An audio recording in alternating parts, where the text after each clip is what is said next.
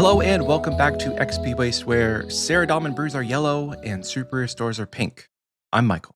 And I'm Oxie. If you're new around here, welcome. We're a podcast that talks almost exclusively about old school RuneScape. Yeah, you've come to the right place. You probably went on Spotify or YouTube or Apple Music and searched Old School RuneScape Podcast or something along those lines, and we popped up, hopefully first, because we're awesome. If you're not new around here, my sincerest of apologies for last week's episode. Michael fought tooth and nail to not put the episode out, and I said, hey, we kind of have to. And then he proceeded to go through hell for 3 days to get that episode out. And then he finally got it out, and he's like, it's out of sync and it sounds like shit. I don't care. Here it is. So go at Michael and tell him how good last week's episode was. But that said, Michael, how have you been this past week? How's your Runefest recovery week been? Oh, bro, it's been good. Like, I thought I would be way more jet lagged than I am, and it's fine. Like, the coming home was much better because we actually go back into like regular sync of time. And like with all the gosh dang travel that we did, I feel like I didn't have time to be jet lagged. I feel like jet lag is a myth. I forgot I made a coffee. I think it is. I forgot I made a coffee, so I'm gonna go up and get that and just keep talking because I'm gonna go make that. Interesting. Okay. So of the last 48 hours of my travel, so Monday and Tuesday, whenever I was coming home, like all of Monday was pretty much like fly home and then drive home from Toronto, which you guys saw most of that. And then Tuesday, like we went to bed super late, like 11 something, because we got food after we went and got home, got food with Oxie's mom and sister. You saw us on Tuesday, and then like that whole 48 hours, those Monday and Tuesday, I was traveling for 36 hours of it. And then I got home and like went to bed. It was a mess. So I think, was it Tuesday that I was coming home that my flight was delayed? It was. So we haven't talked about this. So there was like a sandstorm that blew in from West Texas, and it delayed my flight coming back to Texas by like almost 6 hours. So I got to the airport, like at noon. My flight was supposed to board at like maybe 1:30. I can't remember. Is that what we didn't end up? Was that dust storm? It was a dust storm, yeah. Yike. They had like all planes grounded, and like nobody could fly in on Tuesday. And just so happened that like a random dust storm came in through. And so I didn't actually board the plane, I think, until 8:30 that evening in Michigan, and flew back and then got home. Yeah, I got home, bro, like at like 11:30. My wife had gone to bed, and like she couldn't pick me up. So I had to take a lift home. Such a long day of travel. So like coming home, jet lag, yeah, I don't know. Jet lag could be a myth. Maybe like you experience it differently depending on your circumstances of travel. But for me, I didn't really feel it because I woke up Wednesday. Kind of early because like my son had to go to school, and I had gone to bed super late, and I was really tired. So I took like a 2-hour nap. And ever since that nap, I've been fine. No jet lag feeling. But yeah, that episode was a monster, bro. Like, yes, the audio quality was like bad, but all of that aside, there's like this random bug in DaVinci Resolve where, for whatever reason, certain iPhone videos, like they don't like you just can't render them. And so I tried so many different things, and I ended up literally screen recording the video with OBS, and that's why the audio is out of sync. And I couldn't fix it. Like I would get it in sync in one part, and then I would back up in the video, and it would be out of sync again. So it is what it is. If it wasn't already like Saturday night when I posted it, I think I would have just been like, I would have tried harder to maybe like figure out a way so it could be in sync. But yeah, dude, apologies. I told somebody in the Xpwaste chat, I think it was Nuke. He's like, you guys should use like cups on a string for the microphones next time. And I was like, in all seriousness, the area of inexpensive clip-on mics is over, because if we do this again, I'm buying like the DJI clip-on microphones that cost like $200. Like we have the money for it, and I want crisp audio while we're recording like these vlog style videos, because it's never really ever sounded good. We buy these cheap clip-on mics Yeah. and they're shitty, bro. They don't work. Every time it literally never works. And we have literally the same issue. Don't record going down the highway 80 miles an hour. You know what, Moose? You might bring up a good point, but even then, I don't know if you bring up a good point because, like, I don't think you recognize how long Michael and I were traveling on the Monday. I really don't think you do. Like, we woke up at about 5 a.m. on Monday morning after Runefest. We had a little bit of breakfast, and then we hopped on the train down to Heathrow. Got to the station at like 6:10. Left on the train at about 6:30. Got to Heathrow around like 9-ish after, taking to the tube and then doing all that. And then boarded a little late at like 11:45, and then was on the plane for 1,000 years with the most disruptive passenger I've ever seen in my entire life. And then when that was done, we still had to drive 3 hours home out of Toronto to get back. And then we got stopped at the border.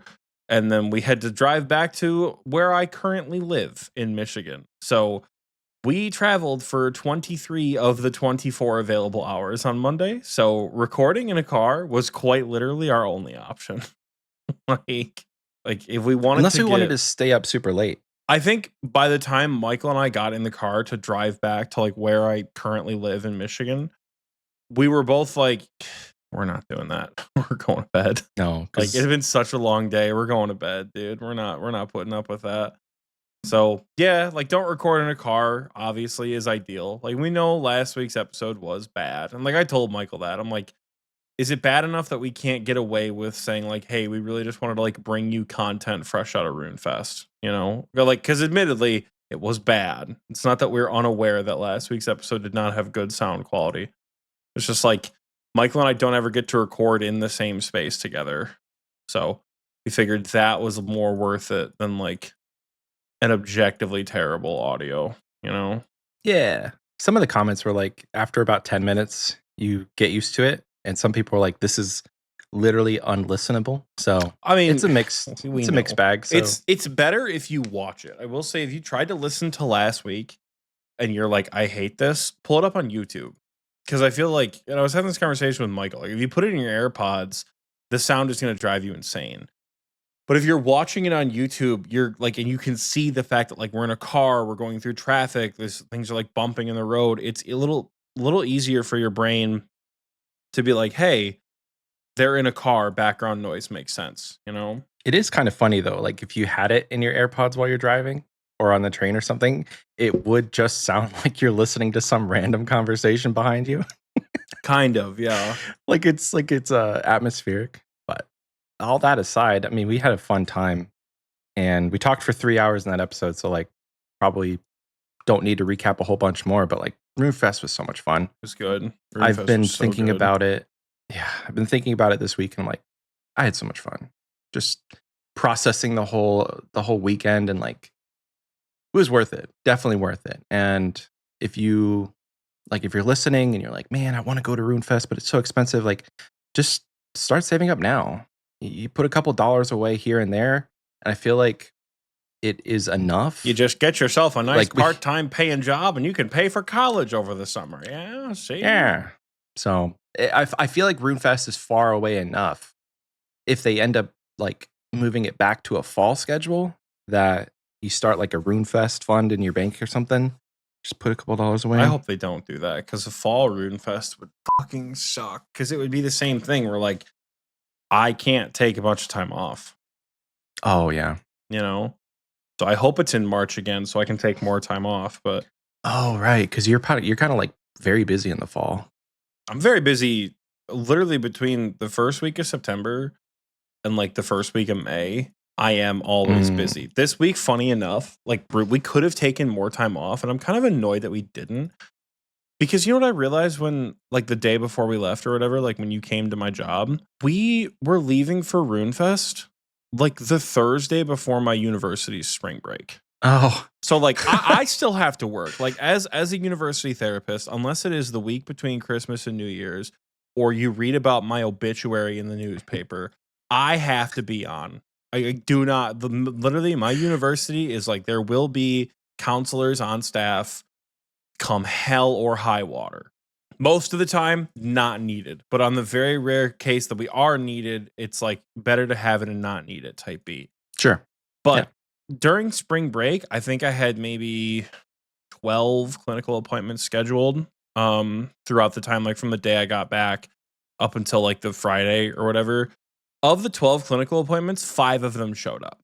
Less than half. Yeah, less than half. And like, it wouldn't have mattered. It wouldn't have mattered if I took the extra day on either side. Yeah. But like, that was the issue of like last year, because in the fall, my university has a time off blackout period. So like the last week of August and like the first like 10 days of September or something, you cannot take time off if you work with students. That makes sense. And because of that, I kind of had to tell my boss in like December when we first found out about Runefest, like, hey, I'm not going to be in the country. Is that going to be a problem? And she was like, well, you're not going to be in the country. It's fine. I'm like, okay, cool. You're a real one. And then it got rescheduled in like June. So like at that point, like everything was already booked for us, you know? Yeah. Yeah. Which sucked. But, you know, it worked out, and we know for next year. So hopefully they do hold it again in the winter, because the winter in the UK is so much more bearable than it is in Michigan. Maybe it's just because we had like a nice weekend. But there was no wind. I don't know. Yeah. I don't know how to. It's like a dry cold. It's very dry cold. Yeah, I think the only other person who might be able to pick up what I'm putting down is Chaos Claire, because we live in the same state and he was there. The lack of wind really made it so much better to be out in like 30, 40 degree weather. It's crazy that only Michigan truly feels the cold. Yeah. Like nobody else can relate. No. It's just nobody. insane. You're right. Nobody else can relate. I've never felt the wind. No, before. you've never have once felt the wind, Southern boy. Keep Never your mouth once. shut. It's 46 degrees right now. I don't know what to tell you. Southern boy. It's like, honestly, it might be warmer in Michigan. It's 51 in Michigan right now. Let's go. It's a W. It's a W. But like, no, it's a very dry cold in the UK. Whereas in Texas, anytime it's cold, it's always humid. And that's not a good combination. Wet and cold? No. Yeah. Take me away. So they're saying in the Xpwaste chat, Nuke and Otis, of like what could it look like if Runefest was brought to the US? Runefest tickets would be $500 a piece. Because you guys don't understand. They brought every single JMod to work it. Like the Jagex staff, they don't hire anybody. I remember I met one mod, shout out to Mod River. I met her in line for merch, and she was in like the IT department. And then the other 2 mods we met when getting merch, one of them was like not in charge of like creating the Jagex launcher, but he was on like the Jagex launcher team, and the other girl was like the release schedule manager. Mm-hmm. So she's like, yeah, once projects are completed, I'm kind of like in charge of making sure they go out on time for both games. I'm like, what the? Like, I think she said she like presses the go live button or something. Pretty much. It's like these are not JMods that you would ever recognize or ever hear about. They don't develop the game. They just do all like the back end shit. So like it is so expensive to have them come out that it wouldn't even be possible. You know, I think it would be less fun. It would be less fun because then they would just hire like an event planning company, and it would be run by random people, and it wouldn't be run by Jagex employees. So you'd have like the big JMods probably. You'd have like the big names come and make an appearance, but you couldn't do the panels that they had and like the faces that we saw. Again, like all the Jagex mods. You probably could. There would be probably 10 mods from RS3, 25 mods from Old School, and that'd be it. They would have to like outsource other people.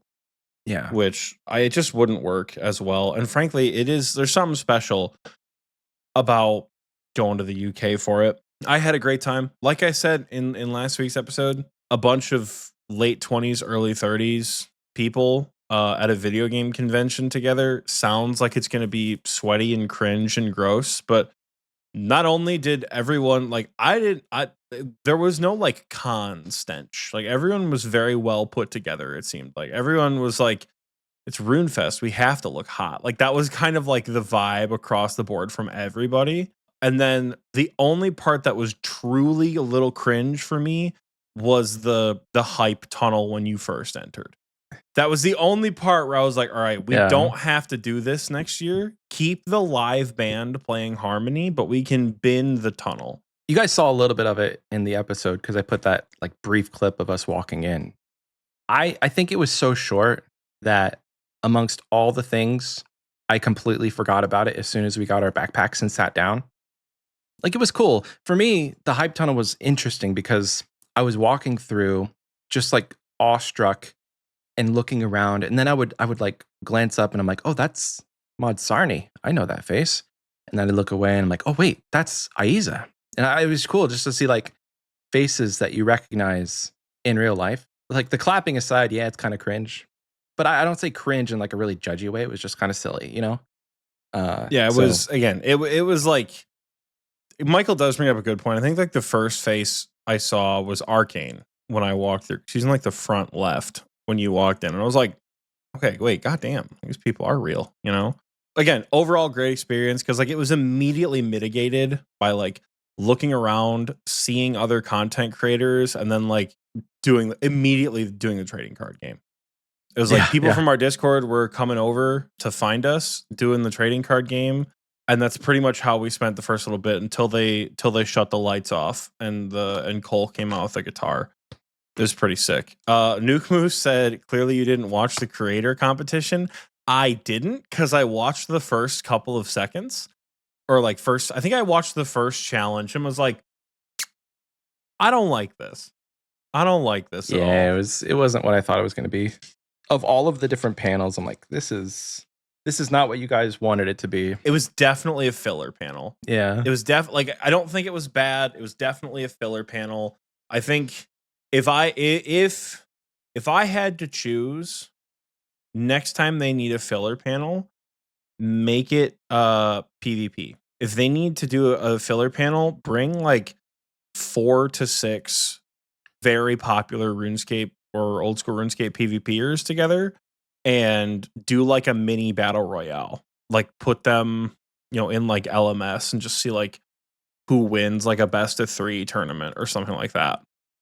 Like I think that would make for a really cool visual thing, like almost like a live mini Deadman mode. Would they be like 3v3 computers, like a regular esports thing? Honestly, and then if like you casting if you did a 4v4 or a 2v2 v2v2 tournament, that like a doubles PvP tournament would actually be fun as shit. That would be so fun to watch. Nuke Moose says do literally anything else. I don't literally anything else was what they had, and that was terrible. I don't like you guys are sleeping on PvP. Live RuneScape PvP with like all of the content creators you like you enjoy watching kill people who are killing each other. That shit's gonna be a hype. Oh, anything else from what they did? Okay, yeah, you bring up a good point. Anything else from the creator competition of what they did? Yep, never mind. I take Moose out of the hot seat because that would actually be so fun to watch. Miss G says people trying to be funny is always weird. The creator thing was yuck. Yeah, I watched the first like all 4 of them. I watched their first entry, and then by the cabbage thing, I was like, okay, yeah, I'm gonna go do something else. Yeah. Which, like, no shame to the creators who did it. I don't think the creators were boring in themselves. I don't think it was like, oh, they picked shitty creators for it. I think it was just kind of like dorky, Mm-hmm. I also didn't go to the RuneScape quiz either, which I feel like I would have enjoyed. But yeah. Ski girl had the right idea. Hiding behind the mask. Well, she's a VTuber. It's a PNG tuber, I think. PNG tuber, yeah. It's like she doesn't show her face at all. That would have been so uncomfortable. Like, props to her for doing that the whole time. And it's cool that like that's an avenue that she can still go to Runefest and remain anonymous. Kind of neat. Yeah. Runefest. The quiz though, you didn't watch. Did you watch any of the quiz? I came in at like question 46. Oh, okay. I was standing in the back for a little bit of it. I'm like, if I'm not going to participate, this is kind of boring.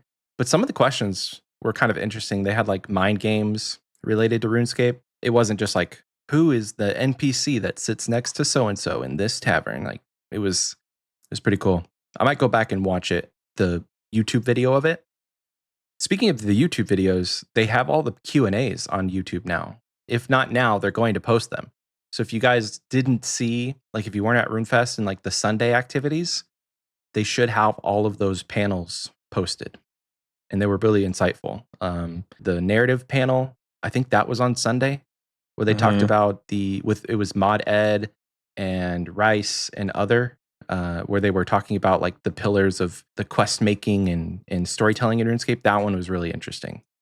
You get a bunch of storytellers on stage, and then they just didn't leave any time for questions. So I wish that one was a lot longer because they had such great insight, and it's cool to see like the narrative direction of this game from like a Jagex employee perspective, because they basically gave us their internal verbiage, stuff they use internally to kind of keep the ship on the right path, which I thought was really cool. But RuneFest aside, did you do anything in RuneScape this week? Kind of, yeah. I'm currently like just over 1,000 points on my GIM at pest control. I'm just gonna get 1650 and just get all the void at once. Oh hell yeah! Did I talk about my ADHD hole last week that I fell into at the airport? Yeah, you did. Well, you did briefly. Yeah, but you can go over it again because maybe some people are not going to listen to that episode. So at the airport in Toronto, I was like, I got like 3 hours.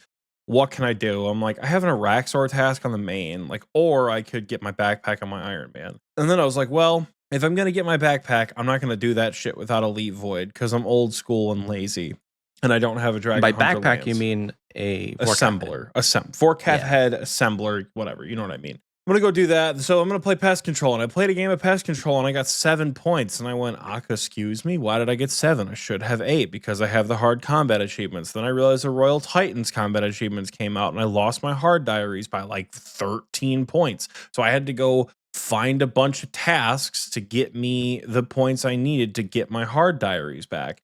And in the process of trying to do that, I had a Skatizo totem. So I'm like, all right, I'll kill Skatizo. But then I had a hard clue. So I did the hard clue. Then I killed Skatizo. Then I did the other hard clue. I only got like 1 or 2 points from whatever Skatizo task that I had. So then I had to run a gauntlet. And in the middle of the gauntlet that I was running, we ran into somebody at the airport, Ben, the RS3 guy who knew about RuneScape and was also going to RuneFest.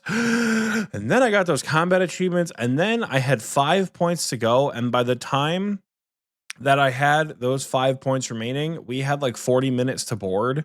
And looking over the KC tasks, I'm like, I just straight up don't want to do any of these right now. And I shut my laptop off and I didn't get anywhere remotely close. So I eventually did get my hard CAs back the other night. Good. I accidentally got the high hitter achievement at Perilous Moons. I accidentally got that done at the Blue Moon, thank God. And then I got a couple other like Perilous Moons achievements. I lagged out. I was trying to do Fat of the Land, and my computer DC'd at Blue Moon when I was like 6K CD. No. I was pissed. I was trying to do it's a 10 in a row. And then, what else did I do? I've sent a couple Coliseum attempts on the main. I really underestimated how difficult Wave 6 is. Because I think in my early runs, I kind of accidentally made it to like Wave 7, 8, 10, shit like that. I am getting bodied by Wave 6. Like I can pull up my death sheet right now. I have a spreadsheet why we died in Coliseum 2025. Starting all the way back from January 13th, I have 12 attempts under my belt. Not done that many. I die on wave 7, 6, 6, 6, 2, 6, 6, 6, 6, 3, 4, 6. I am getting my shit kicked in on wave 6, and it is so irritating. Like, are you dying to like mechanics or what's so I have the reasons here. So like on January 26th, I flicked the Manticore too early. On January 31st, I got crammed by javeliners. I had 2 majors and 2 javeliners, and I prayed against the majors in full Virtus, which was a mistake, and they literally hit me for like 87 when I had Frailty 2 on. I got a really bad spawn, and then I moved to get away from a thing while I was supposed to flick the Manticore. And then the other night I did it, and I had a Manticore, Javelin triple stack, and I fucked up where I was walking and accidentally I had the back one see me first, and then the middle one and the Manticore see me at the same time, and it was a disaster. And then today I had a super easy stack: Manticore, Javeliner. I know how to do that. I wasn't a tile back, and I did it from the side of the pillar, and I fucked everything up, and I was so pissed. It has been like, it's not regression.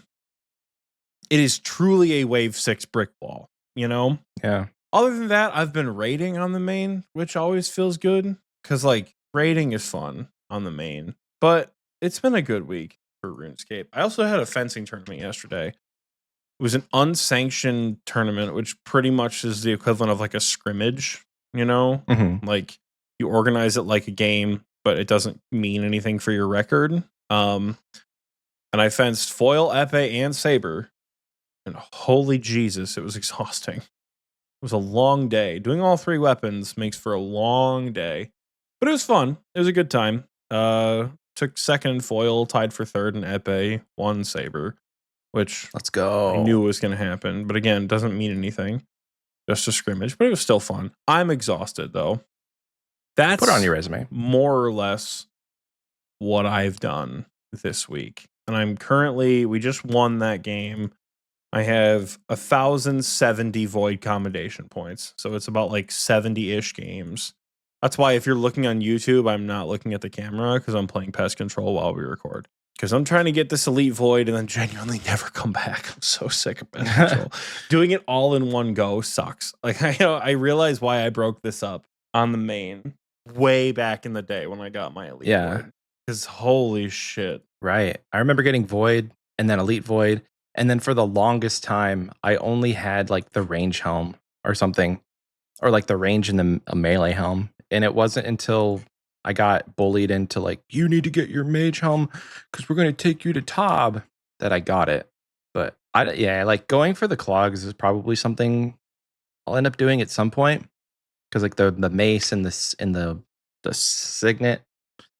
It's like an hours. extra like 260 points or something. Oh, that's not bad. Like it's like 30 games with the hard combat diaries to get the green log at pest control. So like I should do that on my main at some point just for the clogs, but we'll see. Like right now, I'm just doing it on the iron because I want to get my backpack.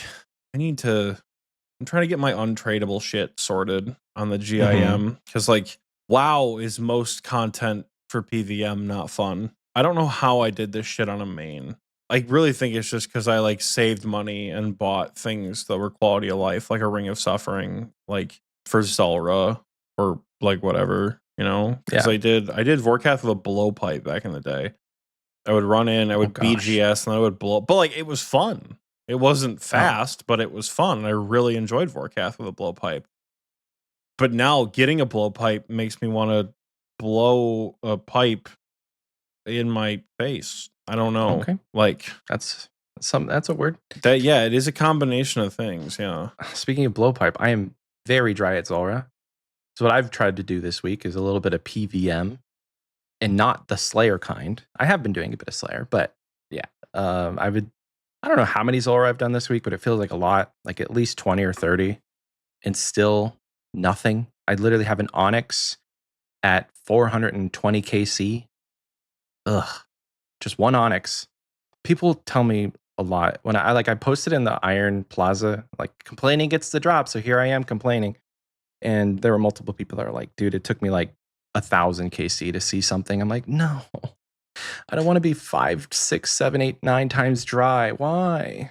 Remember it took Kyle like, what was it, like 1,200 to see a Magic Fang or something?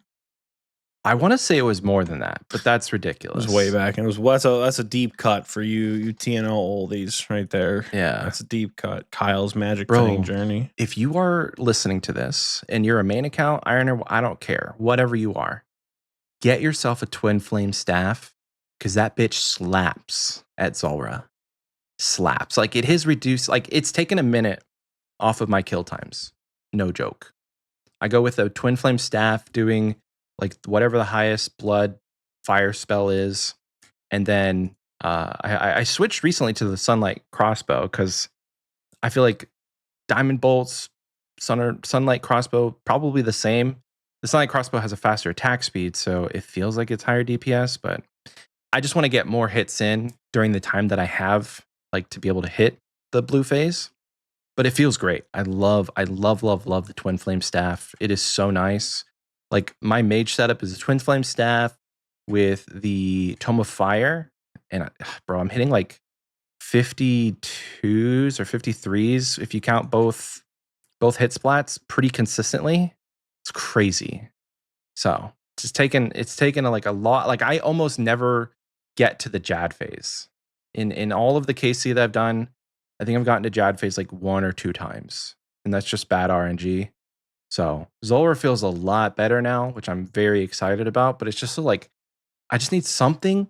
I need a little dopamine to keep the grind going because nothing is nothing is bad, you know? Like getting nothing feels bad. And like if it's a Serp Helm, I will literally cry tears because our group mate Fear, it's just he's gotten 5 of them so far. It's more and it would scales, just be like, baby. More yeah, scales. I know it's scales, dude, but like imagine breaking a dry streak just to get scales. Like I could get scales anyway. It's just I would wear the one that I got. I think that would be my only solace in all of this. To be like, this is my Serp Helm that I got as a drop, and I'm just going to use it, and I'll throw the other one back in storage or whatever. But oh man, Zulrah. And then I also killed Corrupted Gauntlet for the first time in like 100 days. And so I've talked about this a little bit, but like the last time I was sitting in this chair, I talked about that mouse that I bought where you could like tilt it and change your F keys, and like it just didn't work for me. So I sent it back. I've returned it, got the refund, and Old Faithful is back. My Logitech G502. Old Faithful's back, and like it feels like riding a bike, you know? Feels like I'm back in the saddle of the horse that I know to be mine, because I can do content again. I was feeling really insecure using that other mouse, being like, why can't I switch prayers? Why am I dying? Why does this feel so hard? And it was literally just the mouse. It was the mouse. Like 2 reasons I didn't like it. One, the tilt feature was cool, but whenever I would tilt the mouse, it would move my cursor ever so slightly. So it was throwing off my muscle memory. Whereas if I'm like hovering over where I think the prayer should be, and I use like an F key, or I use whatever mouse I have on my or whatever button I have on my mouse, my cursor doesn't move. So like if I hover over where I think the prayer should be, and then I switch to the book, I can just instantly click. Versus I do the little switch thing, and then my cursor moves, and then it's all over the place. So that's number 1. And number 2, it was way too big for my hands. And I have big hands. Like I do not know who's using this mouse. And maybe it was a grip thing. Like maybe I wasn't gripping it correctly. But I'm not the type of guy that like has my mouse palm over the back. I'm like a crab claw kind of guy. Like I claw at it and I like hover my hand over the top, get some airflow through there. So this is my mouse position. This is the position I would have had to use. Like my whole hand, the mouse was just like left inside my hand. So those 2 things led me to just, nah, I'm not going to do this anymore. Like I can't even just get used to it at this point. It's not happening. It's gone now, and Old Faithful's back, and I can do content again, and I got a CG kill. I'm not kidding you, Oxie. I'm like 1 in 30 this week. Not that many. I'm like 1 in 20. I think I've done at least 10 to 20 kills, like attempts at the gauntlet, and I've gotten one completion. 3 of them, I got him like under 50 HP and just died for some reason. The thing that changed, and this might be something that if you're listening to this out there and like, man, CG is just hard. I'm sucking it up at this point, and I'm just doing tier 1 prep, because getting tier 2 prep is difficult for me. Full tier 2 prep? Full tier 2. Full tier 2 is Getting very full hard. Tiers, yes. Very hard. I feel like I've told you that before. Full tier 2 You sucks. have told me that, but I can't remember what combination you use, and like. So I get 5 of each resource. I get 5 of each resource, and I do tier 2 helmet, tier 2 legs, because normally the trouble is finding 3 resource spots for full tier 2. Because you need 7 pieces for tier 2 and then 13 pieces for tier 3, I think. So for me, if I find 2 resource spots, I'm chilling. Because then I have enough for everything. It's just like 2 extra actions, and it doesn't slow me down a ton. But trying to find not only the pieces, but also the shards for 3 is rough. Because you still got to make 2 perfected weapons. Like in the regular gauntlet, it's a joke. It doesn't matter. But like in the corrupted gauntlet, it's just not fun. So tier 2, if you have the time, you can swing tier 2 top and bottom. It's also the same materials for tier 2 like body. So if you get 5, you get the choice of either head and legs or body. And it's nice because like it does add offensive bonuses with the tier 2 armor. That's why I do it. You don't get the damage reduction because you don't have the full set, but it is just nice to hit the boss a little bit harder or a little bit more frequently. But like you can definitely do tier 1 and get away with it. Because there's ways to get more damage output at Hunlif. There's like smarter ways to eat, if that makes sense. Like eat during the tornado phase when you're not doing a ton of damage. Always be attacking during the tornado phase when you're not dealing damage, or like we're just running around the room. Really focusing on minimizing mistakes with changing prayers and like floor positioning, because the less mistakes you make, which will just come with time, less mistakes you make, the more you have to eat. Because Hunlif's going to hit you through prayer anyway.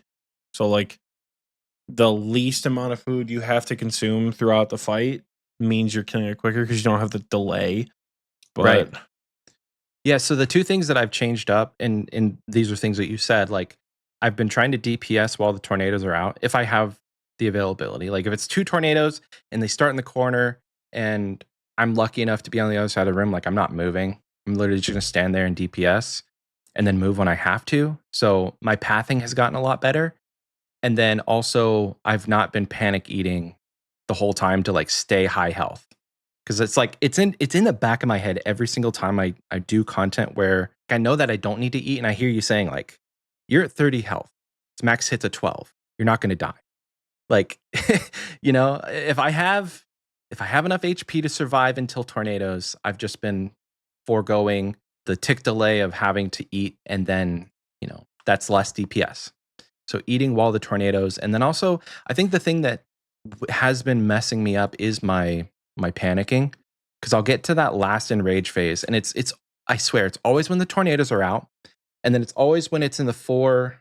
It's like in the 4 quadrants, the tiny little squares. You know what I'm talking about? So it's like where here, like the, here, like and the then it edges, switches. The edges of the walls are clear. The edges of the walls are clear, but then it switches to the one where they're not clear, and you just have that like you have that T. cross. You have the T in the middle, and it switches between those. And then there's tornadoes, and like Hunlif is in the middle. It's just like it's coming together just more slowly. My KD is like, I think I have 19 or 20 KC and near about's like 70 deaths. It's bad. So I'm getting it. It's just it's taking a bit more time since I haven't done it in the last 3 months. The plus side to all of this is the CG recolor plugin is back. It was gone for a while. I don't know if the developer had just like, there was a bug and they didn't fix it, but now CG recolor is back, and Piss Gauntlet is back on the menu, boys. It's yellow again. Listen to me. Red is not a common color. And when you are doing content that makes you frustrated, subconsciously staring at a red color just makes you more angry. And so if it's any color besides red, I'm happy. I'll go with purple, I'll go green, I'll even make it blue. But yellow has been the thing that has made the most sense for me, and I really like it. So if you're struggling with the gauntlet, corrupted gauntlet, find the CG recolor and see what color makes you feel better, because it makes me feel better. Fair enough. But other than that, I've done a few raids this week. It's been good to get back into raids.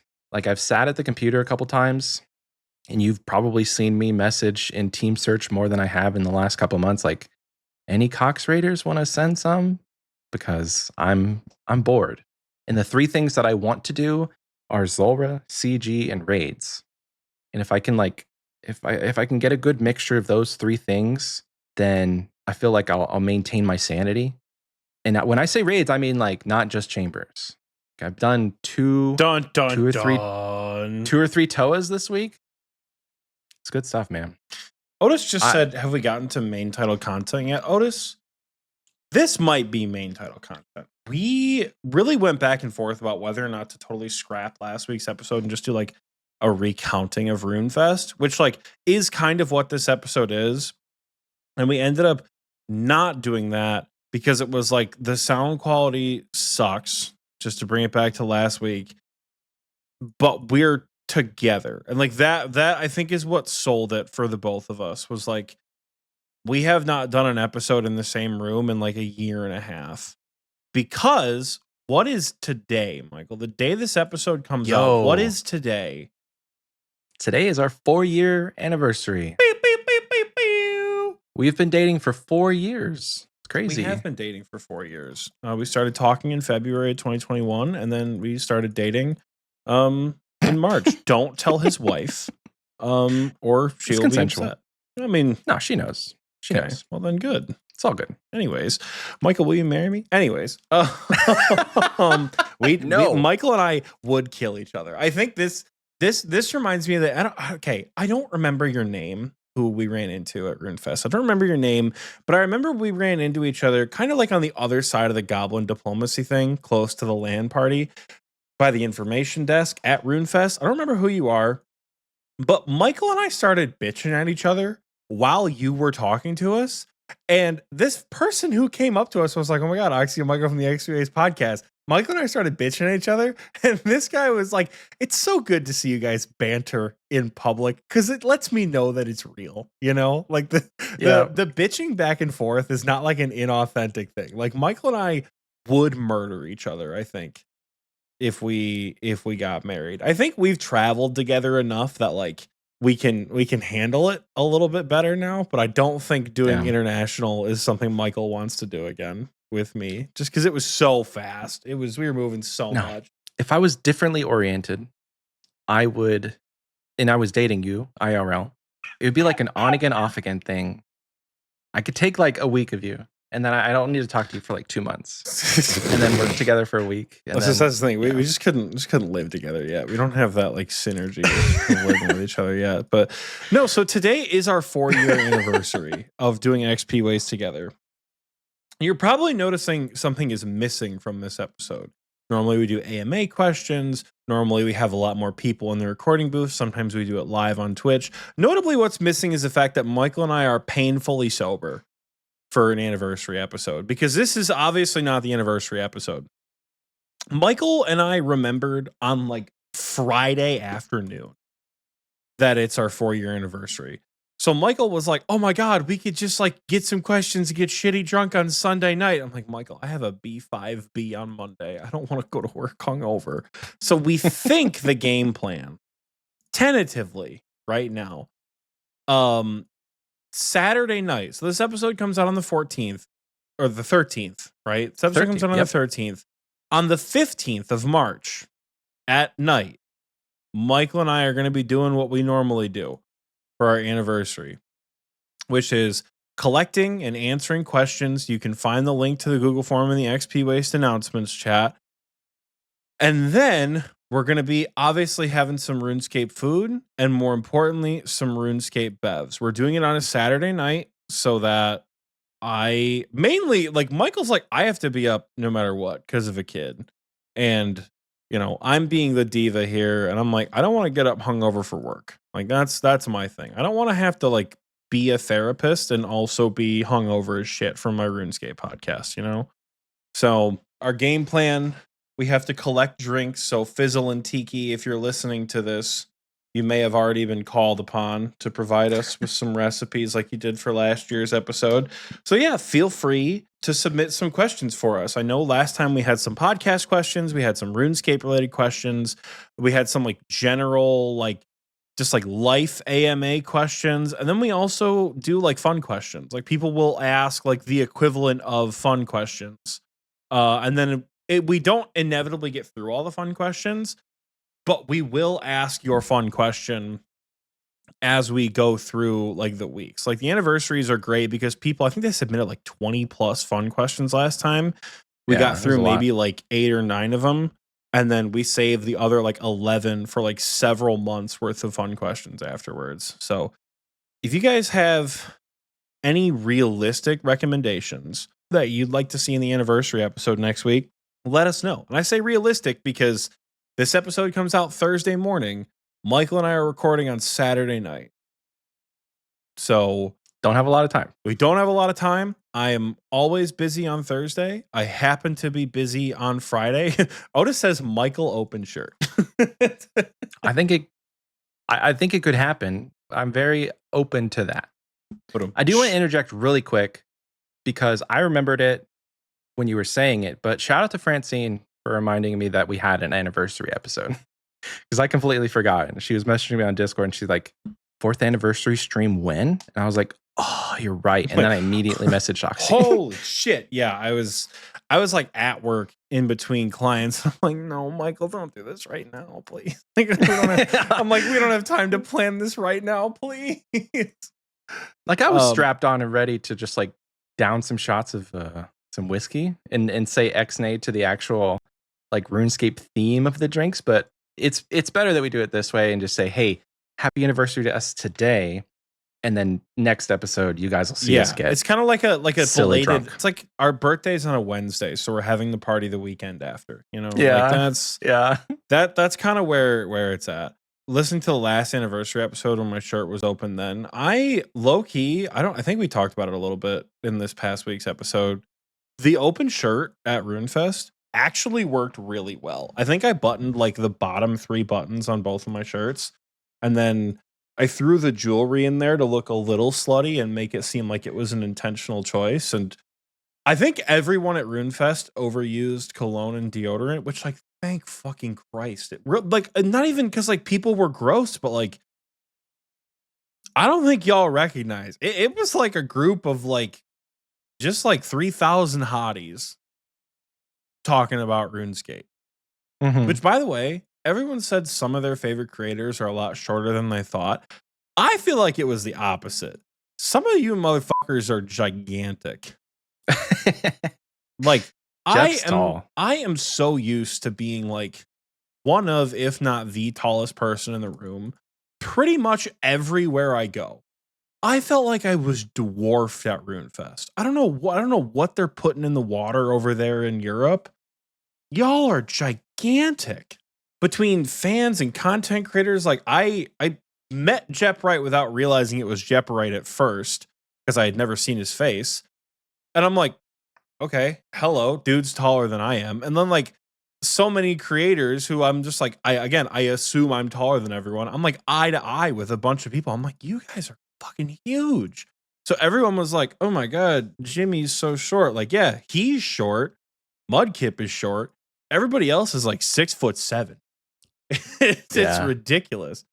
And then Doombar actually being like 6'7", 6'8" also definitely threw me off because I don't ever look up physically to anybody.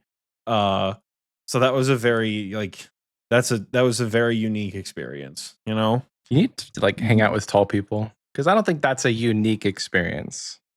Maybe you're just I mean, I think you don't have enough tall friends. I think the statistic is like if you're over 6'2", you're taller than like 98% of the world's population.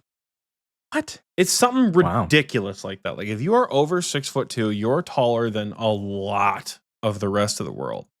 So when you get to like, you think of like, oh, the NBA, everybody in there is really tall. There's like maybe 400 active NBA players at a time.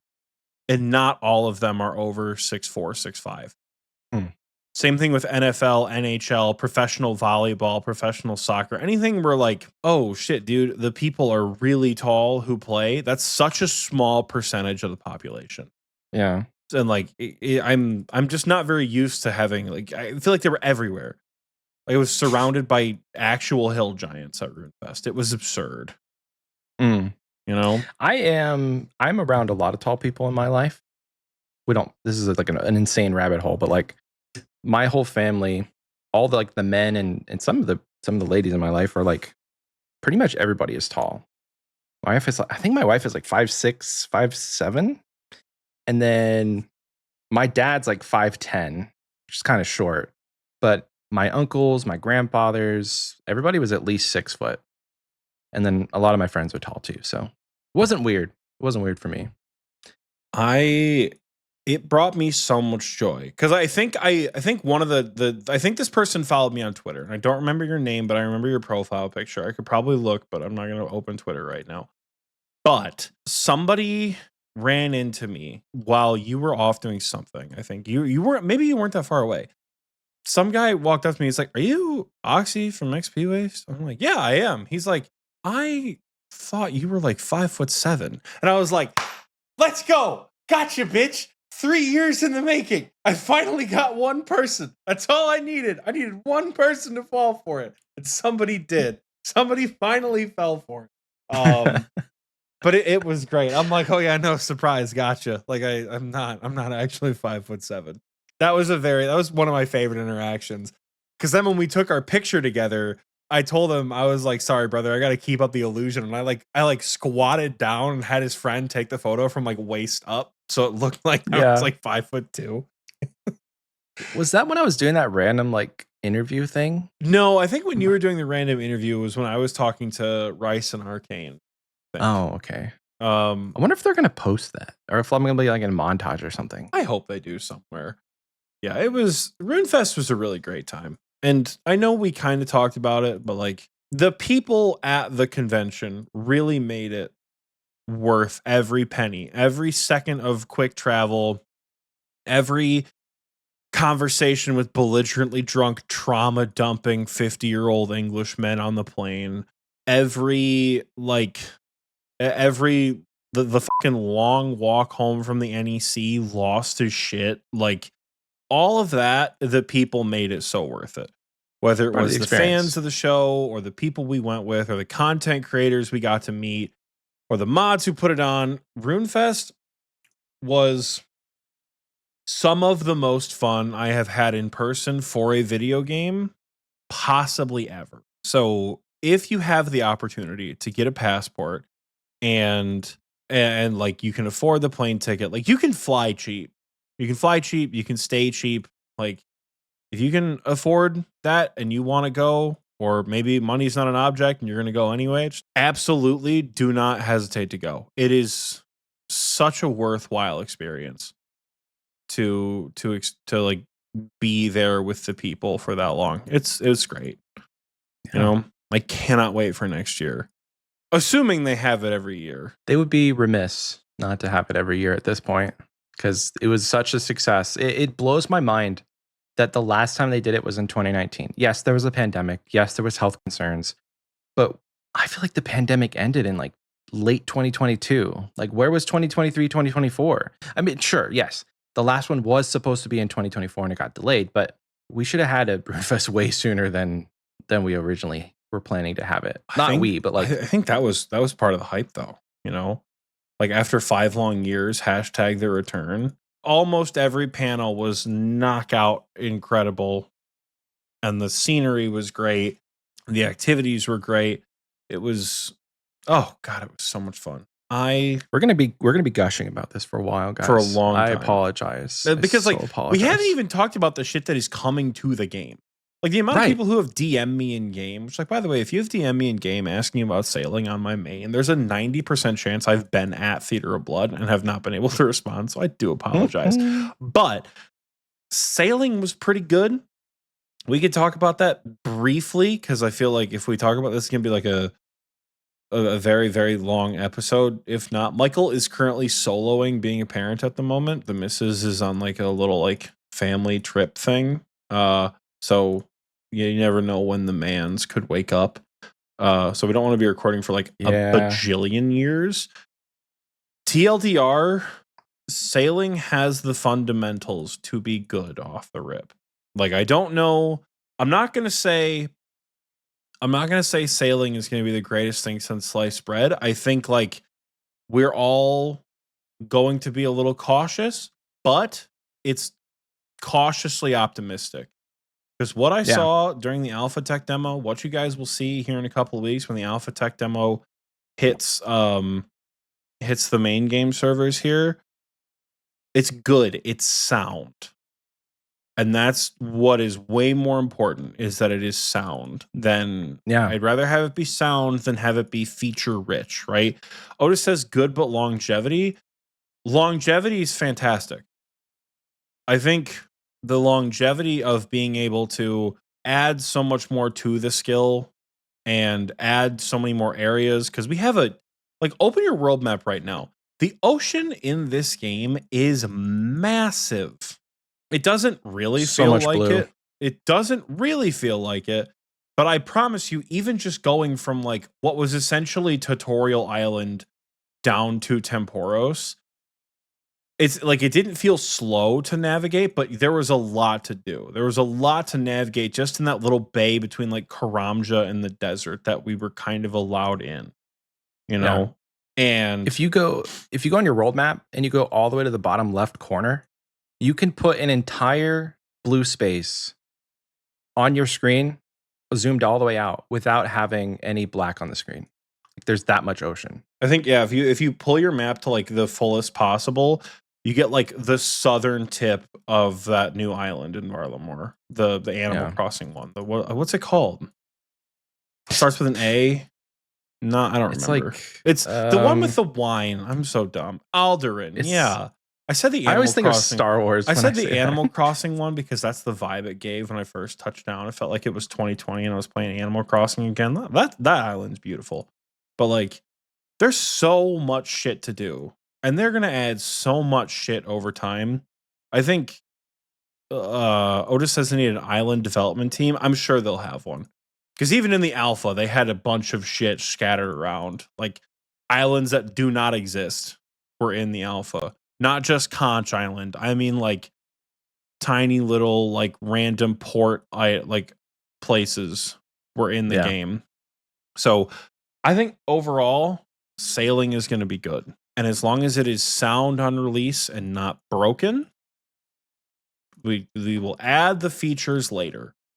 Right? Yeah. Because I think it was brought up in another Discord that I'm in, but like fire making still exists in old school RuneScape. Can you name me a reason to fire make? I cannot. You can't. Wintertodd offers good supplies for Iron Men. It has a pet from Wintertodd. The fires that came after my arm or making friends with my arm, those are pretty good. Genuinely, what else? Fire making serves no functional purpose, but it works. As a skill to train, it's not broken. Yeah. Right? Like they've added a lot to the skills over the years to make them good. And I feel like with sailing, if they get the first bit right, if they get the navigation and they get the core gameplay, because like even the like salvaging ships, it's just wood cutting on a boat. Yeah. I don't know. Did you do any of the It's salvaging? resource at all? collection. No, Yeah. I didn't get to anything but like port tasks. It truly it's wood cutting on a boat, which is the We're used gameplay to it. loop. It's the gameplay loop that you're used to. Yeah. I'm optimistic, cautiously optimistic, but I'm optimistic. And I think the caution comes from like, don't add too much. Yeah. Talking with Mod Curse made me a lot more confident about the skill itself. Absolutely. I think my thoughts on this are basically that like playing the little tech alpha thing, sailing to me feels nostalgic. It feels authentically old school RuneScape, which is amazing. Like you take something that started as a meme and you turn it into a functional skill, and that's sailing. And it's wonderful. I mean, it's going to fit into the game. So if you're worried that like this is going to feel weird, it doesn't have a place in the game, it's just going to be something else I have to do, you may feel that. But I think once you start training and once there's more to do, once they start adding content, quests start coming out, potentially the raid is linked to sailing, like there's going to be so many ties to the rest of the game that it will feel like part of the game. Yeah. It already does, and even that little alpha. It's going to be a lot of fun. The only other thing that I feel could be necessary and worth it to talk about. Did you watch the interview with the new Jagex CEO? I did not. So last week, at this point in the time this episode comes out, last week, Jagex got a new CEO, Mod North. Man's kind of a gamer. Man's got a formerly maxed RS3 account, but they've released a couple 110s and 120s, so he's lost his max cape. He's like 2175 in old school. He's a tobber, and he's like a very active player. Let's go. There's a great interview. If you guys have, again, it's about a week old, so I'm sure you guys probably have seen it at this point. But if you haven't, there's a great interview with him, Aiza, and one of the guys from RS3, who I think, like, I don't remember his name, but he was everywhere at every RS3 thing at Runefest. This JMod who interviews Mod North was everywhere. I don't Probably remember one of his the name. community managers. I think for he is. RS3. He is one of the RS3 CMs. So like the interview was pretty good. It seems like it's more optimistic than not. Like they address the fact that like, hey, did we fire Mod Pips from the survey? And he's like, no, this has been in the works for like 6 months. He just kind of wanted The to timing see. felt weird. The but timing yeah, did you feel wanted to weird, but they did a really good job of like addressing it, you know? They addressed it, and they brought up that like this isn't because of the membership survey. And North said like as a player, that survey felt like shit. Like as soon as we sent that out, that survey felt really, really bad. And he talked about like there's never ever gonna be MTX and OSRS, and which was great. that Thank you. that was pretty fire. And it kind of seems like I don't want to speak too soon, and I don't want to, have these words come back to haunt us.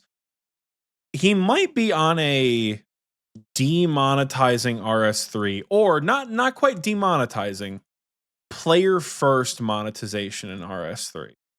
That's cool. Is what I'm optimistic for, because like that would be cool. RS3 like objectively has fewer players. Like there's no ifs, ands, or buts about it. Like RS3 has fewer players and needs more attention. I think they're taking a great first step with doing an RS3 leagues, especially if it is not at the same time as Old School's league. If they do a league in like May, holy shit. If they do a May or a June league, you know how hype that would be to be able to play on an account of yours as an Iron Man in RS3 without any of those like random bullshit, and like you get to learn about RS3 like as you're playing through the league. Because I gotta live with you guys. My first ever Tob KC was in Leagues 2. My first ever Cerberus KC was in Leagues 2. Like there are so many firsts I had from playing in the league. Monkey Paw Curls, RS3 Leagues, same week as Bingo. Boy, I sure hope not. Because if I have to hear RS3 Bingo Leagues, I'm gonna just quit the server. Like somebody else can take my place as co-host. I'm not doing that. But it'll be nice to get the old school population into RS3 for a little bit. And then if North is truly in it, for more player first monetization, hopefully that community heals a little bit and we can get some new people. So yeah. I think financially speaking, Jagex is very, very, very incentivized to make RS3 more popular. It's not like they're just going to sink the ship. It's a game that has been in development for more than 20 years, and they want to see it grow. They want to see it flourish. They want to see it become something that people play, like not become what people play, but like bring people back and win back trust. It's been a rocky thing for some of it, and they can really lean on that nostalgia factor more, because that's what is literally driving old school RuneScape is the nostalgia. No, I don't. I play this game because I'm comfortable with it, and I know the mechanics, and I know at the end of the day what kind of game I'm getting into. But I don't know what RS3 is like. It's changed so much. But I don't think nostalgia is what keeps this game alive. I think nostalgia is the hook that draws people in. It's the hook that the hook that drew me in. Right. Nostalgia is the hook that gets people into old school. But this shit ain't nothing like when I was a kid. I have progressed so far beyond even on my dog shit GIM. My GIM is so much further progressed than any account I ever had as a child. That like this is no longer a nostalgic experience for me. I know we've talked about it before, but the nostalgia I have for old school RuneScape comes from like telling stories about the first time I did Chambers, where I literally brought 18 brews in and still died 6 times. Right? Like, the nostalgia for me is talking about how, like, when TMD and I braved a duo Dagannoth Kings run, and we got a couple kills and it eventually had to leave, and that shit was great. You know, like, I don't have that kind of nostalgia from the original game. I played it a lot, but I never did the shit that I do now. So to say that nostalgia is what props up old school, that's an absolute fallacy. Well, yeah, I could admit that I was wrong in saying that, obviously, but like, I don't think you meant it's it. the I don't think hook. you meant it. Like, I know what you meant. You know, I just Yeah, it's the hook, and they need a hook. They need a hook Yeah. for RS3. They need something that's going to tell people like, hey, you've played this game before, come on back, and we're here again. And I'm optimistic. I'm optimistic with the new CEO. There were so many people on Reddit like with major conspiracy theories of like, oh, Pips left because of their survey. Like, guys, you don't just get a new CEO overnight. Well, I mean, That doesn't it's fair. take. Yeah, but We like, even said that, like, that hey, takes time. low key, Mod Pip should step down after this dog shit survey, because it was just like offensive to the player base at that point. So like, and maybe it was a straw. It's not. There's many straws. It's not that people like. It's not a like out of pocket conspiracy. You release a wildly disliked survey that actually hemorrhages membership for a little while. Like, people legitimately are pissed, and then the CEO steps down. Like, in most cases, one thing leads to another. It doesn't seem that way in this case, but who knows? We could just be naive, because if it is, are they going to tell us? But if it is, does it matter? It doesn't matter. So I think at this point, my confidence with Jagex has returned to a state in which I would feel comfortable putting membership back on my main account. Not that I need membership, because like the account's literally just sitting there. I can still collect money for buy-ins on a free-to-play world. I can still take splits on a free-to-play world. So unless I ever get the itch to play it again, I might just leave membership off of the main and maybe put that on like a secondary account that I could start while I'm doing AFK stuff on my GIM. Like, I always want to start. I've talked about wanting to start a Skiller account. Maybe I do that now. I could also save my membership for another account when I do play RS3. That's true. Yeah, that's what I'll do. Because like, I mean, yes, Leagues is coming out for RS3, but I've been invited to a GIM team that I'm kind of excited about. And so maybe I'll save my secondary membership for my GIM. Could be. Yeah. Overall, it's been a pretty good week back home. Pretty good week back home. Back from Runefest. I don't know about you. I was kind of burnt as shit after going to Runefest. We're back. Like, I think Raids Bank Bingo really did something to reignite a fire. And Runefest is like I literally was driving home from fencing gasoline practice. I was driving home from fencing practice the other night. I'm like, I gotta stop being a bitch, dude. The quiver's not gonna be that hard. We just have to get it. Like, literally, I'm like, it can't be that difficult. It really can't be. And then I think once we stop being a shitter after, like, once we get past the wave 6 brick wall, I'm like, I don't give a shit. It's in the bag. I think when we watched Fish get his quiver, he sent like 12 souls in the simulator before going to the next wave or some shit like that. Like, people, and like I saw oh god, no, it was long ago. Who was it? I helped somebody get their cape, like an old timer. Oh my god, I'm blanking on your name. I don't know why I'm forgetting who it was. I'm gonna feel like a dipshit because you're gonna tell me and I'm gonna feel so bad. But like, remember, I was like out in the wilderness. Like, people were like logged out, like running the sim before Zuck. So like, I don't care. I'll just sit there and sim soul before I get there. Like, I don't know. If I can one and done soul, that'd be cool, because I don't want to get there and die. But right. You'll get it. I believe in you. I'm glad you're back. I just need to do it, is the thing. That's literally why, like, doing Coliseum, I have no motivation to do Coliseum. I think that's the issue. It's like, I have motivation to raid and make money and get new gear, but like, no motivation to do Coliseum. Not an ounce. But like, whatever. It's not going to be terrible. We'll get there. What I mean, besides like having a goal, what motivated you to get your Infernal Cape? Was it being bullied? Because we can do that. No, it wasn't. It wasn't bullying. It was like, this is the next step to be good at the game. But I think that's the issue with Coliseum is like, I was thinking about this earlier because I did some raids with the boys, which was great, by the way. I haven't done raids with the Euro boys in forever, and it was so nice to actually get back in and raid with them. But like, I was thinking about it while in Tob, like, this shit is like brain off flawless. And Tob is objectively the hardest raid in the game. So like, it doesn't feel like there's like a skill barrier that I need to prove with a quiver. It's just like, I just need the next best thing, you Mhm. know? And like, the quiver is it. Like, a lot of things feel bad that I don't have because like, I just straight up can't afford them. Like, I need an Elder Maul. I'm sick of carrying the Severnic everywhere. You know, like I need Ancestral. I'd love a ZCB.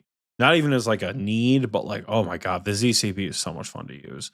Like, love to get me one of them bitches at some point. But like, that's just financial. You know, I got to do that later. But I think going to next in a small team during bingo and being the only one without the quiver, that felt bad. You know, as the only one there without the quiver, I was having like flashbacks to being the only person, even at like Temporos and shit. Like, there was a time I went with a couple of my friends to do Temporos, and I was the only one in a fire cape at Temporos. I'm like, this sucks. Like, this feels terrible. So I think that will be motivating, and I'm sure it's just gonna be like a do it. Like, just suck it up and do it. Who gives a shit? You need to stand in the shower with your hand on the wall, looking down, and just picture yourself without a quiver and everybody around you has one. And then hopefully that'll like spark some motivation. Yeah, I mean, I don't know. I think it's at this point, it's like I need, I don't know. I don't know what I need, but it will come eventually. I'm not that concerned in time. How do you feel about sending these people the break? Let's do it. That's it for this part of the episode. We'll have more community content after this commercial break. The giant spiders keep ruining my quests. I can't take it anymore. Tell me about it. I can't even mine without those aggressive scorpions attacking me. You getting tired of being ambushed by creepy crawlies? Well, look no further. Introducing the one and only Splatmasters. I know I ain't the only one that's been pestered by unsightly scorpions and Alcarid. Splatmaster can take care of that faster than a carpet ride to a cactus. And I don't know about you, but I noticed ever since Scurrius broke out of the gate in the sewer, I've been seeing more rats in my house. Splatmasters will come in, set up, and get it handled with our state-of-the-art Splatmaster Cannon 9000. And I know what you might be thinking. A cannon? Ain't that gonna tear down my house? Don't worry, we got you covered. Just give us a call with our sister company, Buildmasters, and we'll get you set up with a quick repair for a measly 2 million GP, of course. Now, what are you waiting on? You gonna sit there and let these mice chew holes in your walls, or you gonna give Splatmaster a call and we can tear it down before they even get a chance to tear a hole in it? I mean, get rid of the rats. Cut that out. Now, don't wait too long, you hear? I just got one of these prepaid phones with about 4 days left on it. To be honest with you, I ain't had a customer yet, so I don't know how I'm gonna pay for next month. Splatmasters can handle all your extermination needs, from rat to scorpions to man and lumberage if the price is right. So give us a call or send a carrier pigeon if it's been more than 4 days. Splatmasters. We might not hit the mark, but we sure make splat.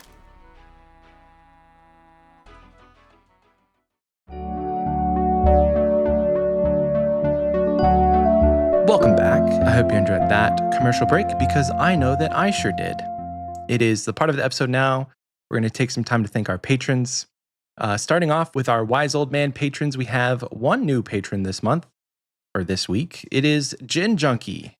What's up, dude? Welcome to the Patreon and the Wise Old Man tier. Thank you so much for the snacks, brother. Thank you for the snacks. Man brought us snacks and then subscribed to our Patreon. What a simp. I love it. I have these. They're like the name is just BN. Here, I'm gonna untwist it. BN. They're really good. I've been chewing through them, man, chowing through them. So thank you to all of our Wise Old Man patrons. They're on the screen now. You guys are amazing. Big hearts.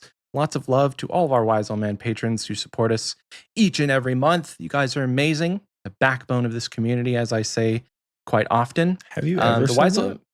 Maybe. I don't know. But they are. Because without them, we wouldn't have the recording booth. I think That is the number one best perk ever, is we get to hang out with you guys each and every week while we do the show. You've definitely heard us talk about the recording booth a lot. We've mentioned a few names here in this episode. So if you do subscribe at the Wise Old Man tier, you'll have access to some secret Discord channels if you link up your Discord to Patreon.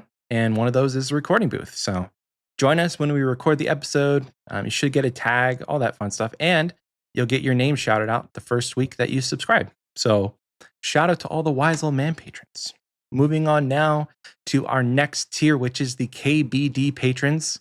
These guys get a little bit extra love and they get their name shouted out. So big thank you and shout out to Six, Dixon, Cider, Brooks70, Oxie's dad, my dad, all of our dad. What's up, Dad? Cloud Kicker, Dicky Bird, Elite Oreo Dunker, Jax GIM, just GIM. I wonder if the Tob era is over. JX Riot, Kyrandia, Little Drakey, our third favorite Patreon supporter, Ralph, Run Metal 15, Rylithian, Sparky Life, The Big G Jordy, and Warbitroning. Those are our KBD patrons. Thank you so much for your continued support at the KBD tier. We can't thank you enough for all you guys do to help us, financially. We wouldn't have been at Runefest without you guys. So that was amazing. So thank you. Moving on over now to our JAD tier patrons. These guys get a little bit extra love. And from the bottom of my heart, thank you so much in the JAD tier. You guys are amazing. Again, amazing. Thank you. And shout out to Captain Crash, Mithril Fork, Oxie's Satanic Waifu 666, Petite River, Rack Roll, Runefest Ready Cleric, the S tier Deviled Egg, and Walaznik. That last one was the tongue-tied. I did forget to mention Miss Chi. Shout out to Miss Chi in the KBD tier. Sorry about that. Literally, we just had a conversation about this right before I started recording. Like, Miss Chi, are you in the KBD tier or the Wise Man tier? And she's in the KBD tier, but until the end of the month. So in the KBD tier, shout out to Miss Chi. But that's our JAD tier, folks. JAD tier, folks, we should have some shirt designs coming soon. I don't know when you guys get your next shirt drop, but Michael and I, on the way back, so after the phone died in Toronto, we brainstormed some t-shirt ideas because, so many people were wearing Fox's gear. It was cool as shit to see. They really do make some great stuff. But Michael and I were talking, and it's we are not going to do the same design. We're not going to rip off that kind of heavy metal t-shirt style. Because even RuneScape ripped that shit off a little bit. You could tell the Zuck shirt that I bought from Runefest, it's a little Fox is inspired, a little bit. So we don't want to do that.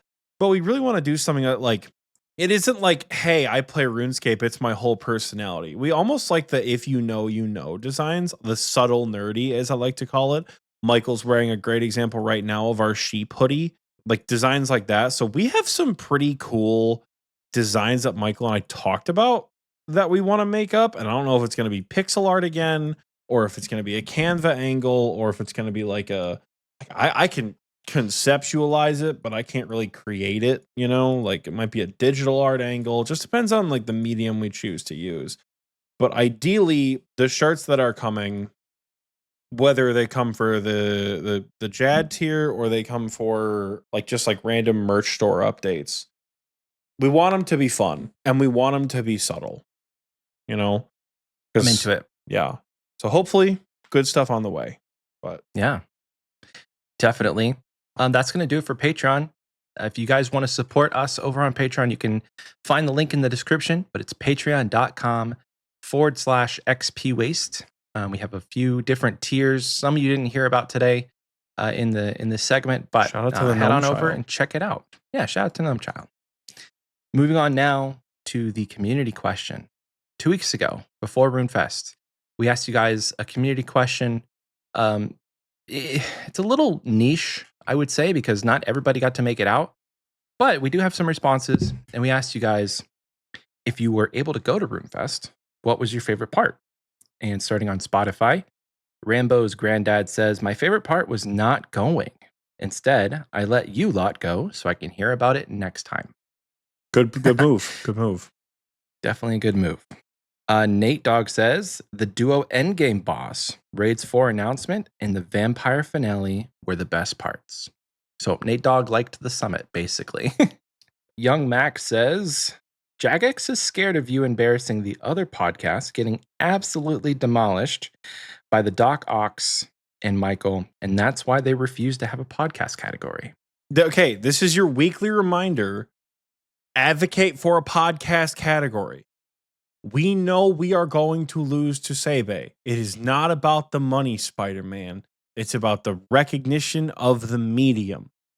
Yes. We need old school RuneScape or RuneScape 3 podcasts to be in the spotlight so people make more of them, so you guys have more RuneScape to consume. That is the goal. Tell your local JMod to have a podcast category for the 2026 Golden Gnomes. It's not about winning. It's about sending a message. Speaking of winning, Mike S. says, don't count yourself out on the best pod. I find Sebe very hard to listen to. All he does is complain. In quotes, I just feel like Iron Man shouldn't lose items in the wild, you know? And blood shards, am I right? I mean, I don't think it's about like, yeah, I think people do prefer, not people in general. I think everybody has their own favorite show. You have your favorite content creators, your favorite YouTubers, your favorite streamers, and you guys have your favorite podcast. Whether it's Sebe or Xpwaste or Boon Bape or Lumbridge Lounge or Wilderness Podcast, you guys have your favorite show, right? I don't doubt that we are somebody, or even at this point, a decent amount of people's favorite podcast. I don't think we have the numbers to compete because we don't stream full time. I think that's the difference. We're not at a multi. Yes, we do YouTube, but we mainly do Spotify. And yes, we occasionally do Twitch, but we're not. It's not our job, right? So I think based on the numbers, I don't think we are slated to win, and I still don't care because it's not going to be an undeserved victory for whoever does win. It's about getting people to recognize podcasts in the old school RuneScape, and even I don't even know if there are RS3 podcasts. Is that a thing? Has anybody listened to an RS3 podcast? Does anybody know? And I don't think there is. But we don't know. They could be Otis there has. could be an Xpwaste of RS3 that we have no idea exists, right? So advocate for the category. That's what we're saying. Yeah. Don't do that, Moose. Don't do that. He said people would have to play the game for there to be a podcast. Don't do that. Don't do that. We have a couple more responses here. Numbers says, I want to see them announce harder mode raids and new multi stuff to do in the wild. That would be cool. Harder mode versus harder than the current harder mode, or just harder raids. That's a left up for interpretation, I think. Speaking of multi stuff in the wilderness, I realize I forgot to mention it in last week's episode, but I stand on business. I 100%, I know Michael knows what I'm going to say, but I absolutely stand on business. We were in line for the goblin diplomacy thing, and we were grabbing our weapons. Mod Manked was handing out weapons. I picked up a god sword, and I looked at him and I said, hey, what's going on? I got a level with you? Hated Wrathmaw. Not a good suggestion. Did not like the concept. Not a big PvP guy. Didn't like Wrathmaw at all. However, Royal Titans, fucks. Royal Titans, he's like, yeah, you like Royal Titans? I'm like, dude, Royal Titans, it's so much fun to sweat out and do all the quick gear switching and shit. So I'm like, I got a level with you. I wasn't a Wrathmaw fan, but Royal Titans it's real good. Really good. So I stand on business. I told that man to his face that Wrathmaw was a stupid update, but it followed up. Royal Titans was actually such a fun update that it managed to follow it up and not be a bitch. I was so pleasantly surprised by that. So you did a feedback sandwich. Great job. Kind of. It's just hey, I'm gonna let you finish, but Royal Titans is the best boss to release this year. Oh my gosh. That's pretty much how it felt. But yeah, just in case you're ever wondering, Oxie don't fuck around when it comes to opinions. You know what I'm Nice. saying? I don't know if that's nice or not. I don't know. It is what it is. Yeah. Next up, though, Fizzman15 says, my favorite part at Runefest is definitely going to be waking up at 3:30 a.m. to watch the live stream. That shit was brutal, dude. Oof. They don't have Australia in mind when they do things. So, and neither do we, honestly. And finally, Tuhi says, woohoo, safe travel, lads. Have fun at Runefest. Well, thank you. We did. Oh, yeah. And We we had a great traveled time. safely. We have one response on YouTube, and that is from the ever lovely Melvin Man. He says, if I had a nickel for every time Jagex released a quest with a blood moon, I would have 2 nickel, which isn't a lot, but it's weird that it happened twice. We were talking about this, me and Oxie. I don't know if it was during like our couch recording session, but I'm like, yeah, it's kind of weird that like they used blood moon again. He's like, Michael, do you not realize like a blood moon is a real thing? Funny enough, I think this week there's certain parts of the US that we will actually get to see a blood moon eclipse. It's happening soon. Yeah. I think saw it on TikTok. so. I know you made me sound like such a fucking actually uppity bitch. It's like isn't You did. terribly. It's not terribly inaccurate, but you're like, well, you're like he was like, how is it gonna connect to perilous moons? I'm like, it's not. And he's like, well, there's a blood moon in there. I'm like, I mean, yeah, but like they're based like like eclipse moons and blue moons are a real thing. The blood moon is a real thing. Like I am attributing it to like the Skyrim Dawn Guard DLC blood moon, where like you block out the sun and shit like that. That's kind of what I'm thinking when I hear blood moon. So if randomly one of those Naguas breaks out and raises hell and like, oh god, the blood moon did this, like whatever, dude. I'll eat my shoes, but I don't know. I don't Eat your think they're going to be shoes. connected at all. Who knows? I think you're right, though. I think literally they're not going to have a tie. So it's whatever. I did want to read some like honorable mentions from our last episode so far. Some of the comments. I think it's Brennan. Brennan says, it's like I'm the Uber driver in a loud ass diesel truck driving you guys and you're in the back seat. I'm so sorry. I'm kind of sorry. Not really, but I'm kind of sorry. And then PC Loon says, it feels like I'm in the back seat. It does. And you guys are right. King Screw says, well, skipped the first hour. I'm sorry. You know what? It's just all this shit is deserved. You know? It is okay. I don't know if there's a mechanic in the comments that can speak on this, but there is something wrong with Oxie's car. That's why it's so loud. There's It's something wrong with and the hopefully wheel. Michael he got told, it fixed this weekend. I kept right, telling him, Oxie? Michael, I need to get it fixed. He said, Oxie, we need to get to Runefest. You cannot take your car in. No, that's not how it happened. You're not going to throw me under this bus. You are under the bus here. And he said it's been happening like that for the last month. Dude, I drive dude, okay, Michael. You can't get used to it. Michael. Don't put this off out of sight, Michael, out of mind. I'm listening. Michael, I'm listening. I am a single man. I live by myself. I have to drive to work, and I have to drive an hour each way to and from fencing 3 days a week. I cannot function without a vehicle. And if these fuckers take a week to fix my car like they did last time, remember the last time I took my car in to get fixed? And they stuck me with an $8,800 bill and I had to get a new car? I'm a little hesitant to take my vehicle in. A little bit, you know? You know what you do in that situation? As a grown man, single adult with a job, you get a rental car. Man. Hopefully your insurance covers that. You know? I don't even know And what if my not, insurance covers, dog. You're doing the whole like US healthcare thing where it's like, oh no, my arm's missing. But like I need to go to work and I don't have money to pay for the bill if I don't work. But like my arm's missing. Just go fix your car. Do it now. Do it after this episode. If I could, if I actually could get out there and fix my car, I would. I don't know a damn thing about cars. I'm the guy who pops the hood and goes, "Yep, that's the engine." I don't know shit about cars.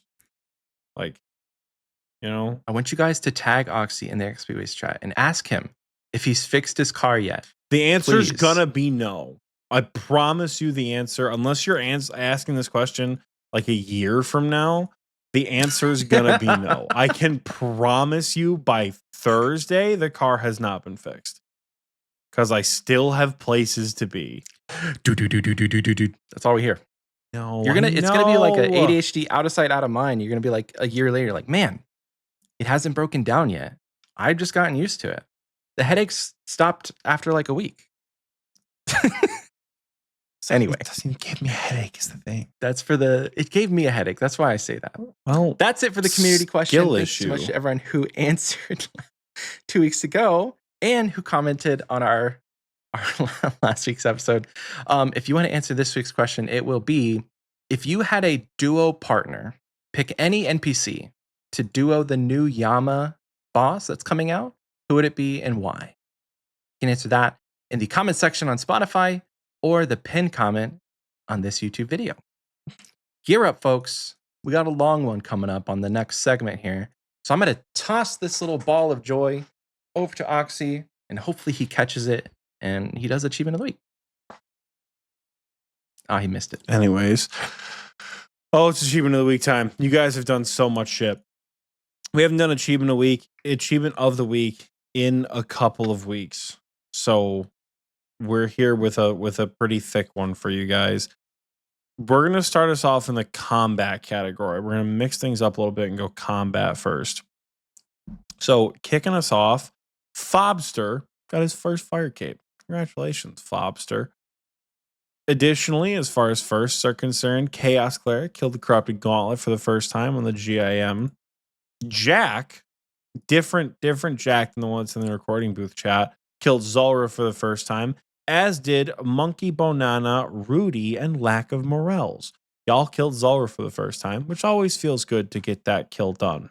As far as combat achievements go, in the combat achievement section of Achievement of the Week, He's back, baby. 99 Achilles achieved Master CAs. So congratulations to you. I still don't have that helmet, and that's on my list of shit to do this year. And then finally, we have not one, but 2 Infernal Capes, Mew Truck and Melbourne 44. Both seemingly lurkers who are posting for the first time, at least I know Melbourne is, about your first Infernal Capes. It's such a good feeling. Don't sleep on how good the feeling is. Oh, it's so nice to have your first cape. So congratulations to you guys for finally being able to play the goddamn game without any sort of stress. Moving on to the miscellaneous category this week, we have 6 quest capes. Starting off with the pronunciation one. So he posted this and he said it's O like fog and G like fog. So I'm going to try my best. Augie. Augie. You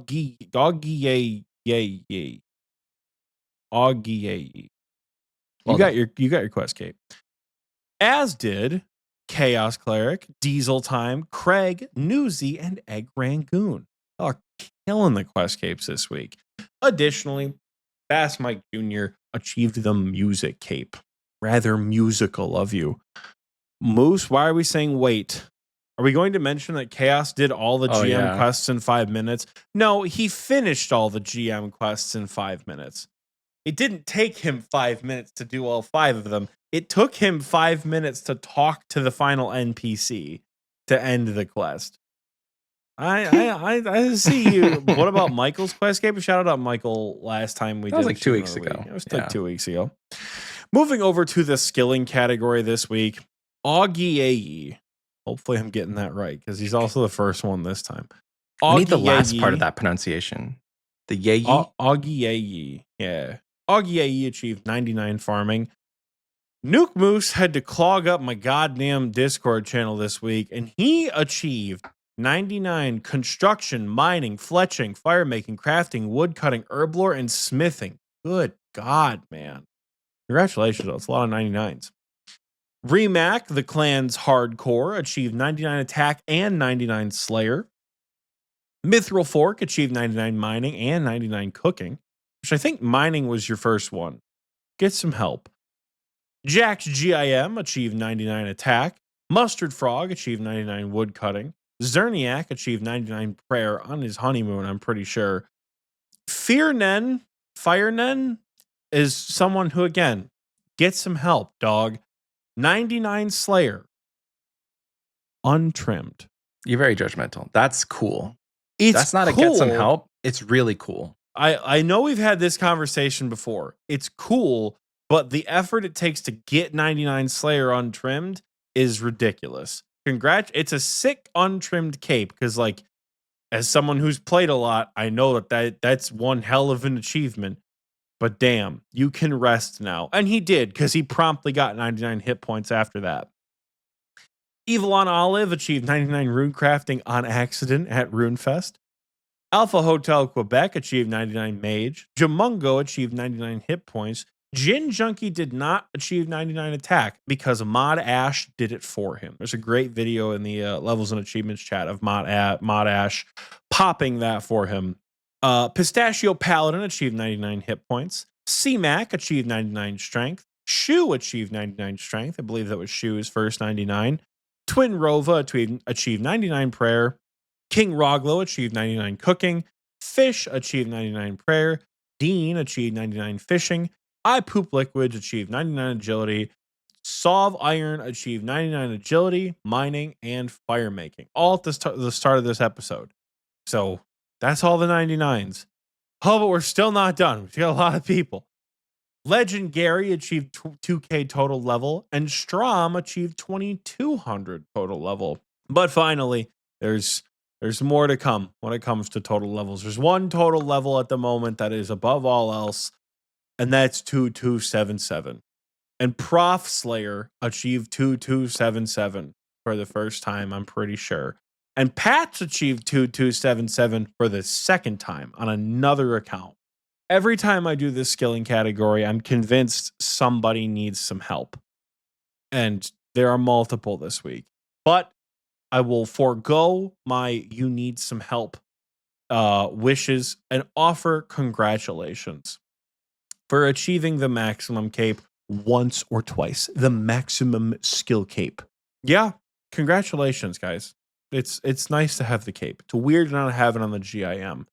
And it's going to be weird as shit to not have it when sailing comes out. But I think it's going to be worth it. It's going to be kind of fun to grind to get that back for a period of time.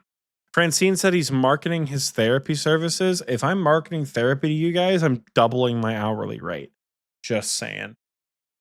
But that is the achievement of the week this week. Congratulations to everyone who did something that we shouted out. And congratulations to you if you did something awesome. If you did something awesome, you want to tell us about it, head over to our Discord, discord.gg/OSRSTNL. Post about it in the levels and achievements chat. That's where we see all of the achievements that you guys do, whether it is, as we always say, max capes, infernal capes, GM helms. We don't care. Whether it's base 60s, whether it's 1800 total level, whether you get the requirements for an elite diary, we don't care. Go ahead and post it, right? Because we do love to see it. We have objectively the best RuneScape Discord in the world. Normally, I would scroll down to see the Sunday Raiders. I think they literally all just got offline in the last hour. As a member of the Sunday raid crew today myself, I can promise you they are there, active and playing and doing also. Yep, the last one just hopped out of VC. I just watched it happen. I just watched Low leave the raiding VC. So the Sunday Raiders are here. We are active every day of the week. The Church of Bear has been very popular. People doing like thousands of KC. So VC be looking mad empty if you can't see the recording booth. I think everybody can see the recording booth. I just think only people with Wise Old Man or up can access it. I think. But I think it can be seen by everyone, but it has like a lock next to it, so you can't get into it if you're not linked to whatever. She says, no, it can't be seen. Michael, what are you doing? We should change that. That'd be hilarious. What are you doing, brother? It'd be like, free marketing for us. So I'll change it. No. Don't touch anything. Don't touch nothing. Touch nothing. You can join. Everyone can see, but you can't connect. This is why Michael, God. Oh my God. Anyways, It's been like that for years. it hasn't, though.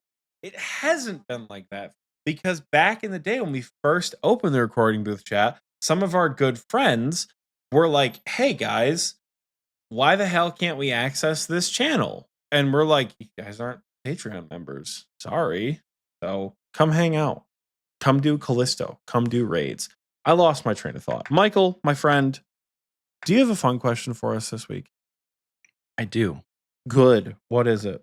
I've got one off the dome today.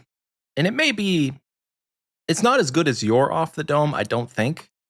But Oxie, I want to know.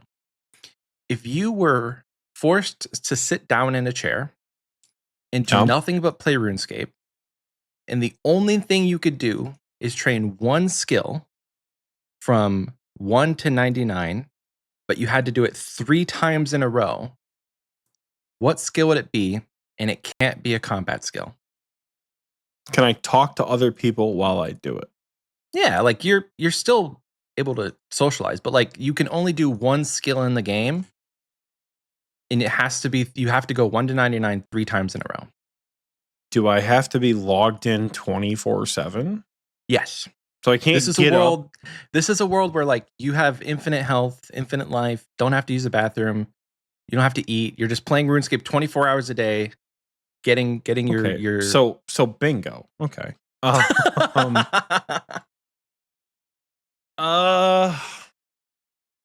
Wow. If I absolutely have to, first and foremost, I think it's got to be wood cutting, because I love redwoods so much that like I'll figure it. I'll just teak my way to redwoods. Chop, baby. chop. Redwoods for sure. Another 1 to 99 though, so you're gonna have a very. I know. You got it. Okay, baby girl. sure. I know. 1 to 99 straight through without logging out. Honestly, get the battle staves going. I'll craft. Assuming I also have infinite wealth in this scenario, I will craft battle staves from 61 to 99 or whatever the level is. I don't care. I'll just battle staff my way up. And also, assuming I have infinite wealth, I'm probably going to pick Herb Lore too. I'm going to pick wood cutting because I love it. And I'm going to pick 2 bank standing skills because it's not a ton of clicking and it's a decent enough amount of AFK where I can still socialize. Leagues taught us nothing, I see. Wait, what the hell does that mean? Leagues taught us nothing. I understand nothing. But I'm wood cutting my brain off. Crystal Thrones go brrr. Michael, what are yours before I critique Moose's suggestion of construction? I do think it would be construction for me. I love the rhythm. I love the rhythm of construction. Either that or Herblore. I'm with you on the Herblore bank standing. The rhythm of like taking the stuff out of the bank and then making the potions. Yes, it's very click intensive, but I think I could get into it. And I know you're all surprised that I didn't say cooking. But cooking, I've already proven to myself that I may not love cooking as much as I thought I did. I only got to like 43 million XP and I've chickened out on the main. So even with like all of the resources available to me, you could go the fast answer with this one and just get it over with and do fletching. Because I think she said it. It's like it takes 6 hours. You'd be done with that bitch in like a day. But where's the fun in that? You know? Hand me construction to get it over quickly, or give me mining if I really want to like lock in and spend 2 weeks doing it, you know? Love me some mining. I'm telling you guys, if you're thinking construction or fletching are the play, respectfully, you're fucking crazy. Have you did the 1-click construction method. It really is not that bad. For a bajillion hours? Yeah. Oh, I love the rhythm of construction. It's not a bajillion hours in a row. That you're crazy. It's fast XP. It's fast XP. So you're not doing it that long. I've done it. I know that it's fast XP. It is absurd to maintain those rates for that long. Same thing with fletching. I did the darts. Unless I'm allowed to do the same shit I did on my phone, where I zoomed all the way into I did the accessibility settings. I zoomed all the way into my inventory on my phone and just like, bop, bop, bop, bop, bop, bop, bop, bop, bop, bop. Like it was actually gross how I did it. My fletching method in the car that day going down to Nashville was disgusting. So like, even then, I don't know if I want to do it with darts. Like cooking is a good one. Cooking is a good one. If you just want to sit at like the Legends Guild, you're trying to one tick bronze. Oh, it's so click intensive. If I have to do it for 24 straight hours at a computer and try to get as close to 1 to 99 as I can, or go straight through to 99, like without getting up or going to the bathroom or doing or anything like that, because I have infinite health, infinite stamina, whatever it is, I don't want to be the guy at the computer sweating the entire time. I want to click on battle stabs, check my phone, forget that I'm doing battle stabs, and then click back a couple seconds later. Like I am not clicking through everything, but I also don't want to sit there forever because like Teaks are a pretty decent AFK, and then Redwoods are the greatest AFK skilling method in the game. All my homies at Stars can fight me. Everybody loves Redwoods. Shit's fantastic. So like that's I'm sorry, dude. I can't pick a fast skilling method. I will go insane. We are different people. That's why we'd never work. I know. IRL. Opposites attract, baby girl. Actually, that's you know why we what? worked for so long. If we were IRL coupled up, then we could just share a RuneScape account.